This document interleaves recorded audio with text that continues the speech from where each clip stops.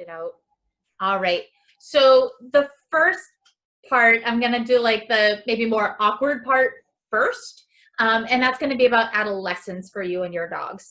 So when your puppy hits about 6 months of age, we consider them adolescents. So they are no longer puppies once they hit about 6 months of age. And if you think about it, remember way back at the beginning, I said that their 8-month molars will be dropping between 7 and 9 months of age.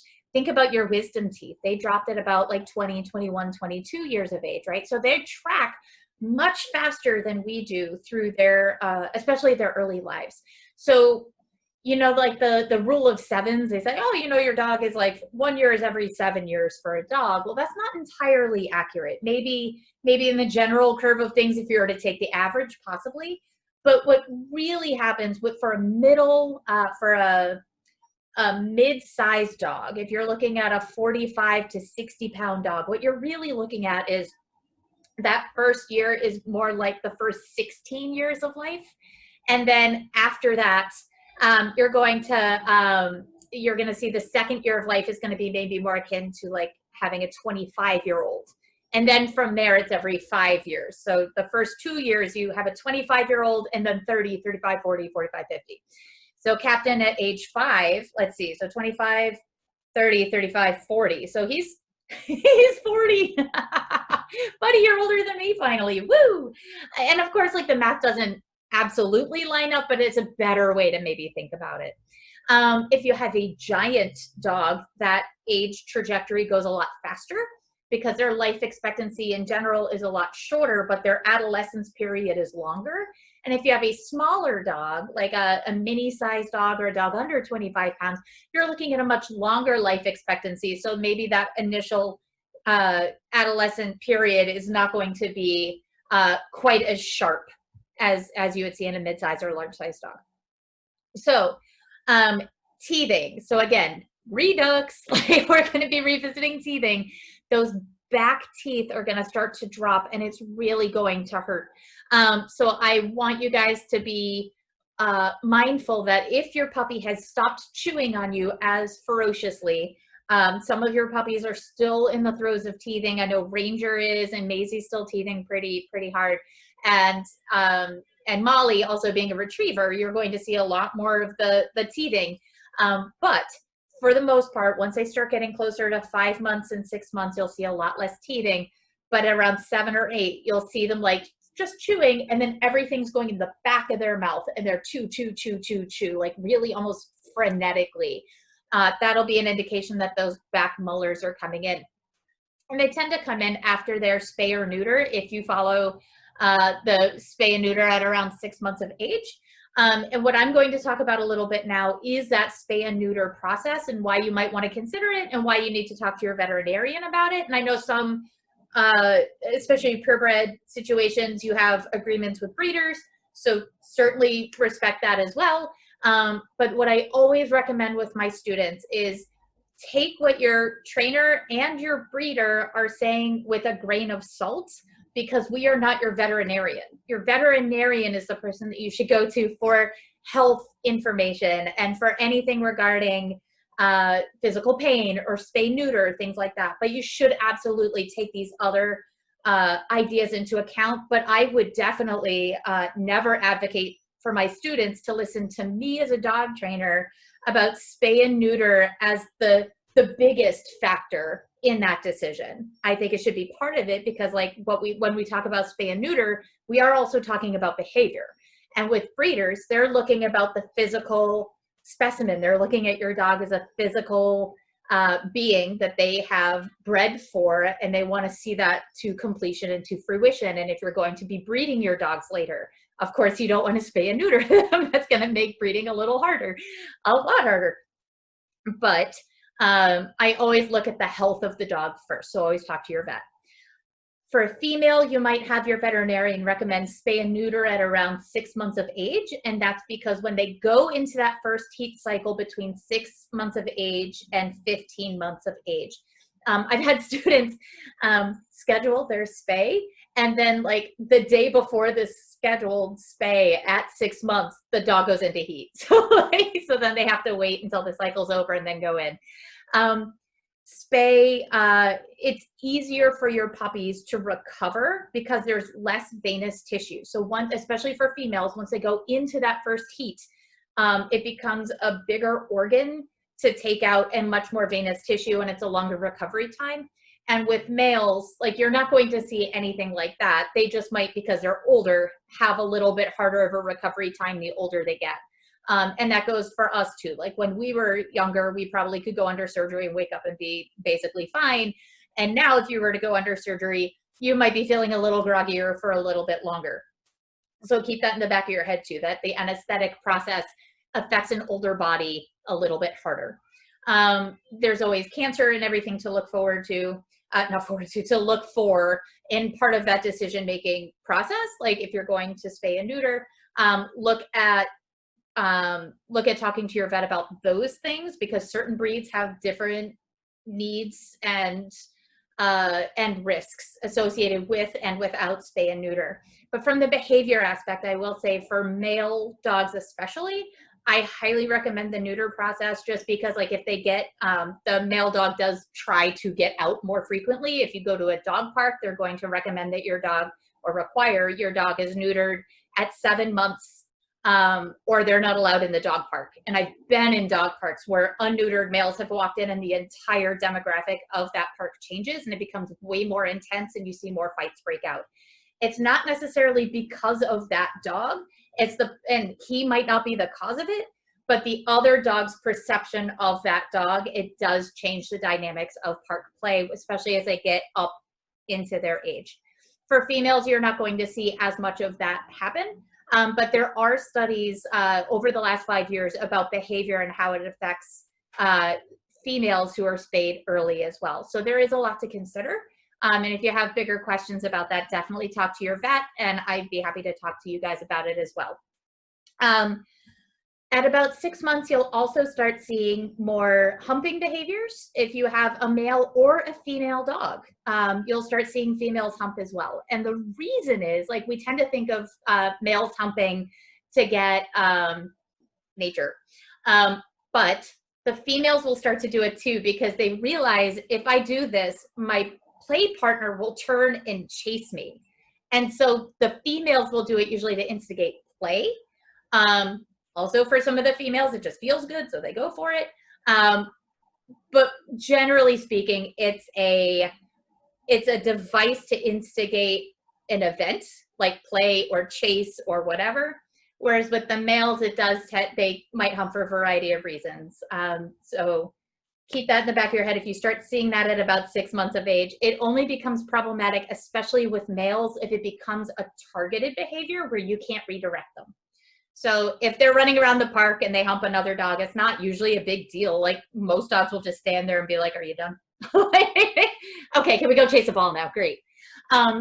But when it becomes like almost a fixation, and I would say that that's usually the thing that I would look for in almost any of these next few behaviors that I'm going to be talking about, whether it's humping or growling or barking. If it becomes almost like a fixation, that's when you really should be seeking out help. So you might see a male dog at a dog park that's like only watching one dog and keeps going for that one dog, regardless if the other dog is saying, "Get away from me. I don't like this interaction. I know, I'll try harder." Like, and then they keep targeting. So that's when I would reach out to either a trainer or behavior consultant to try to help you with that issue. Growling is a natural thing that you'll also maybe start seeing at around 6 or 7 months of age, and growling with a purpose. So one of the hallmarks of adolescence is your dog is trying to figure out what works and what doesn't work. So if Captain had a bone and he was a 7-month-old puppy and I reached for the bone and he growled at me, he made an action to see what I would do. Am I going to come at him or ignore that growl, or am I going to back up? So your dog is going to maybe start barking more or growling more or jumping more, or natural behaviors, instincts maybe that are linked to your dog's breed. So your retrievers might be retrieving more, or Emma might start like really fixating on birds and small critters more frequently. So you might be seeing more instinctive drives occurring at around 6 to 7 months, and that'll progressively, they'll not stop, but you'll kind of see the height of that between 12 months and 18 months. Like, oh, this is that natural progression of behavior. So herding dogs, you'll see that stare and maybe the stalk, and they might start trying to separate boy ducks and girl ducks. So like you might start seeing that relatively soon if you haven't already. But going back to growling, I always say, do not punish the growl. Your dog growling is a gift. And that might sound really weird to say, or to hear me say that to you, but honestly, growling is communication. And the way that I look at it is dogs can't tell us, no, stop, I don't like this, please leave me alone. I find nothing more beautiful than a dog communicating, I don't like that, because there are 11 steps on this ladder that we call the ladder of aggression. And I hate the name because it makes it seem like all dogs are aggressive, but they're not. But the last 3 are growl, snap, bite. But before that, you might see eye blinking, lip licking, like discomfort, stiffening, like I'm scared, I don't like this, or maybe backing up, like I don't like this. They tell us in different ways before they ever get to the growl. But that growl is almost like the safety on a gun. It's saying, hey, no, seriously, stop it. Like, that's my bone, leave me alone. Or I'm sleeping, get off of me.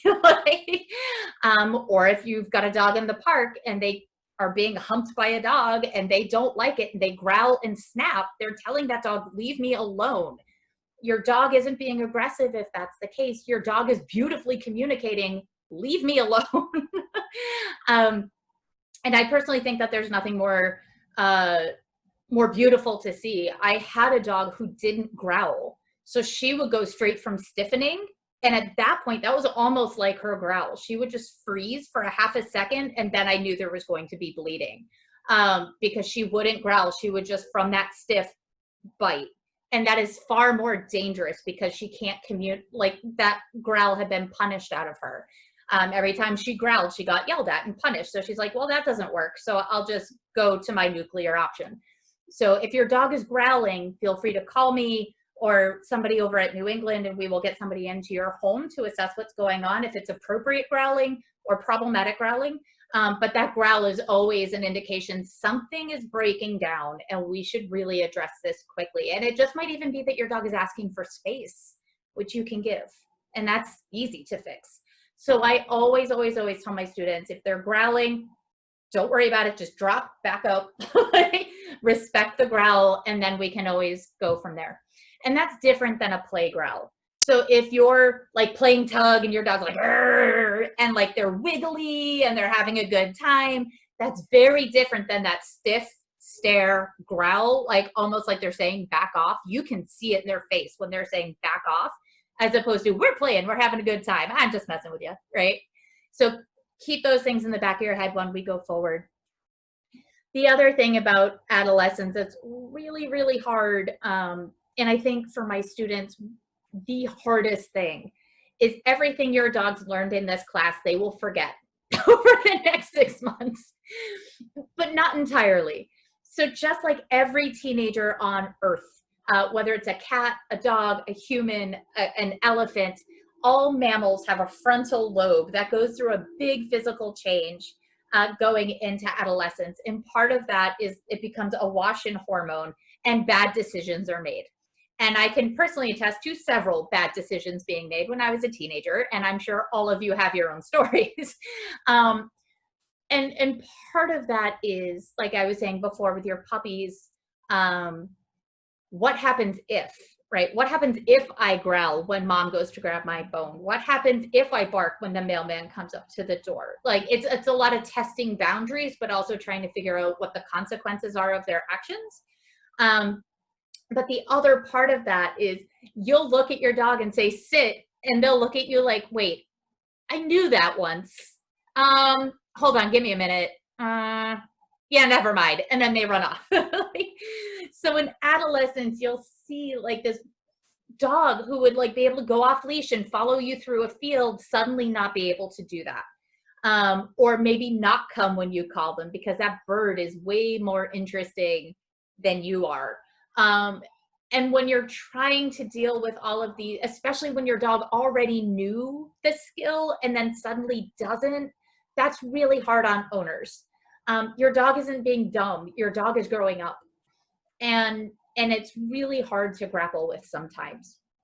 So what I suggest is go back to using your management, go back to the basics, go back and watch these videos that I've sent you over the last few weeks.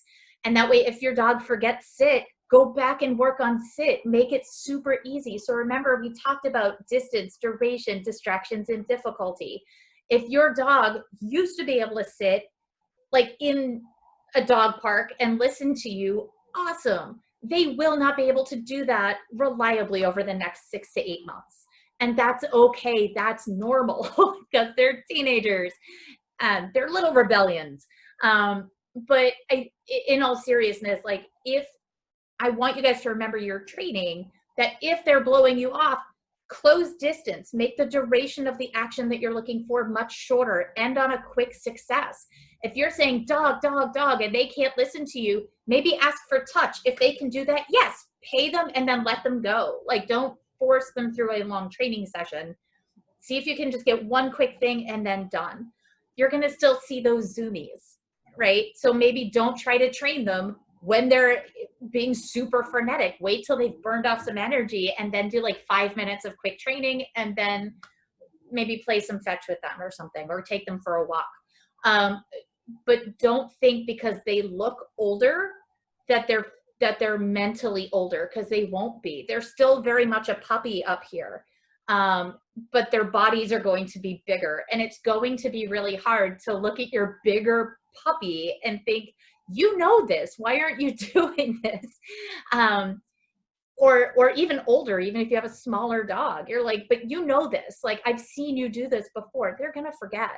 My border collie, when she was 8 months old, she walked into my bedroom and I had a little bed in the corner, and she walked over to it and she stood on it, and I looked at her. I'm like, Sadie, what are you doing? And she just looked at me like, I don't know what's happening. And she peed on her bed. And like the whole time she's like, I don't know what's happening. And what are you doing? You might see regressions of behavior. She never did it again. It was just like this one-off. So if you see a couple of one-off behaviors, like an occasional accident in the house, like over the next couple of weeks when you had a fully potty trained dog, don't panic. It's okay. If you're starting to see a true regression in behavior, that's when I would be a little bit more concerned. So if they're peeing once one day and then twice the next day in the house, and then they won't pee outside at all, there's likely something else going on. Maybe a UTI, maybe there's construction outside and they're afraid of it. Maybe something happens, like who knows? But like, I would absolutely, if you're starting to see a true regression in behavior, call your vet first. Often they'll suggest like a Lyme and tick check, because often if they have Lyme disease, you'll see a quick shift in behavior first. And no matter how good of a dog trainer I am, I cannot train out Lyme disease. As best as I could try, I can't do it. So whenever you see, especially a sudden shift in behavior that lasts 1 or 2 days, call your veterinarian and then let them know what's going on. And then and be patient with them right now. They're dealing with a lot. They're seeing a lot more patients, and they have way less ability to be flexible because of COVID. So virtually hug your veterinarians today, because they really are working hard and they're getting a lot of flack and a lot of shit. And it's not fair to hear some of the stories that are coming out of animal hospitals. And a lot of my best friends are veterinarians. So it is important to call them first. And if they can't call you right back, maybe just talk to a vet tech. They are their nurses. And especially if it's a certified vet tech, a CVT on staff, they will happily talk to you and tell you what to do, maybe as a stopgap first until you can be seen. So they can have those conversations with you on the phone very easily. If it's a behavior and your dog is totally clear, then call me or somebody on staff at any DTC. And if we're not a good match for you, if you're like, oh, this was fun, but this isn't my thing, I am more than happy to send you guys reputable, reliable trainers. We don't resource guard here in Massachusetts. We want to make sure that you're getting the right help with the right trainer that clicks with you. And that is super important to me as a professional. And really important because like my goal is to make sure that your dogs are cared for and that you guys get the kind of trainer that you can hear and work with and feel that connection. So all of that is to say the next 6 months are not going to be easy, but it's going to be worth it. And don't be hard on yourself. If your dog is blowing you off, go back to everything we did: long lines, touch, name recognition, keep playing those games. And even in the same day, I always say that adolescence is almost like it's like a bungee cord. So like in the same day, you might say sit and your dog is on it. And they're like, yeah, I got it. And then you say, dog, sit. And then they're like, I forgot my name. And it'll happen in the same day. So don't beat yourself up. You're not bad owners. Your dogs aren't stupid. They're teenagers. So any questions about that, about adolescence? Can I ask a quick question about potty training? Absolutely. So we're at about like 5.5 months, and I feel like we're stuck in this like maybe once a day accident, or maybe we make it through like a day and we're like, we had a perfect day. Are we just like in the last stages of it? My hope is yes. Keep track of when those accidents are occurring. If they are happening at around the same time every day, or after the same event. So especially with Lou, because Lou plays with Frank, right? So if they're tooling around and she's drinking a lot more water, and then all of a sudden is like, I gotta go, like, and it's always like she always just kind of disappears for a second and then comes back and continues playing with Frank. Yeah. That might be an indication that like, oh, she still needs a little bit of help. The other thing too is having a second dog in the house that they can kind of play with each other. So you might not be as keen on like what her schedule is because you're so used to Frank's schedule that it makes it a little easy to kind of like, oh, she can hold it. She's good, right? Yeah. And especially with Lou, because she looks so big. Like she doesn't look like a little puppy.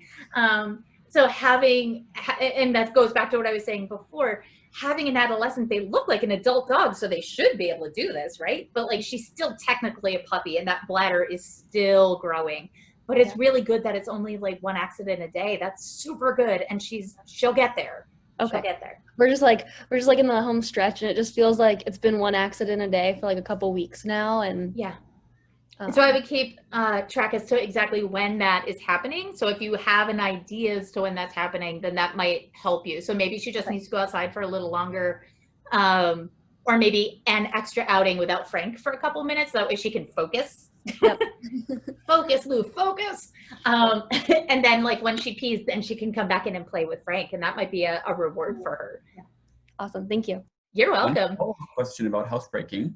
Yes. So it must have been like basically fine at home and we haven't had an accident. But it's basically like other places like friends' houses or like, I don't know, stuff like that, where like she then like suddenly like unpredictably like pees. I think she knows like she's not supposed to, but like any advice for these like other things? For some reason, like it's much easier at home than like elsewhere.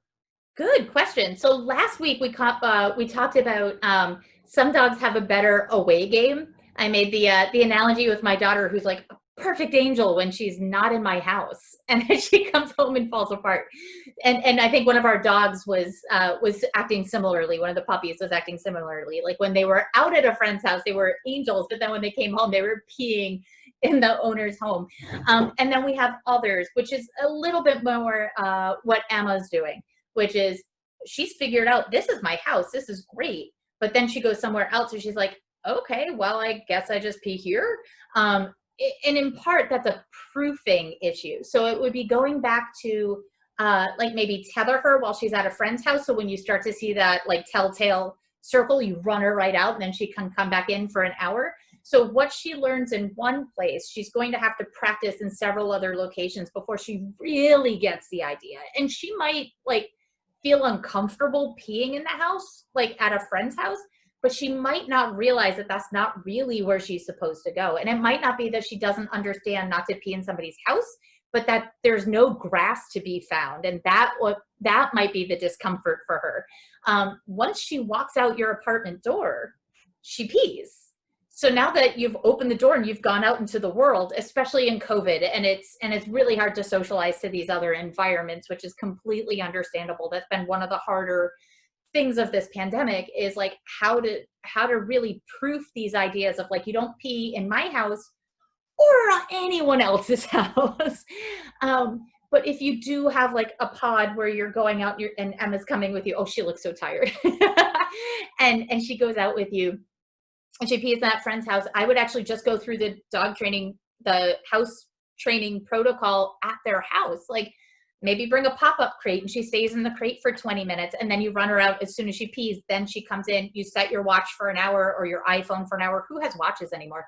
Like set your iPhone for an hour and then take her out. If she doesn't go, then she's tethered to you or in a pop-up crate. And then when she goes, then she earns another hour of freedom until she gets it. And it goes faster each time you do it in a new location, whether it's from house training, asking them to sit, asking them to down, all of these proofing techniques. And proofing is just a term that we'll use to say, okay, we're practicing this. We're practicing not jumping on people, starting with me, but then me and my husband, and then me, my husband, and my daughter, and then me, my husband, my daughter, and the mailman, and then me, my husband, my daughter, my mailman, and my best friend. So like you start to really train the concept, and that just takes a little bit of time. It takes a long time for some dogs. But once they get the idea, like, oh, you mean don't jump on anyone? Why didn't you say so? But with each new person, it goes much faster. It's just that they have to start once you get them on that track, those synapses start to connect faster and faster and faster, and it does go quickly. It is just kind of a pain though when you go to a friend's house and you have to like bring a kennel or leash your dog to your waist, but you'll get there. It'll go really fast. Thank you so much. You're welcome. Any other questions? Okay.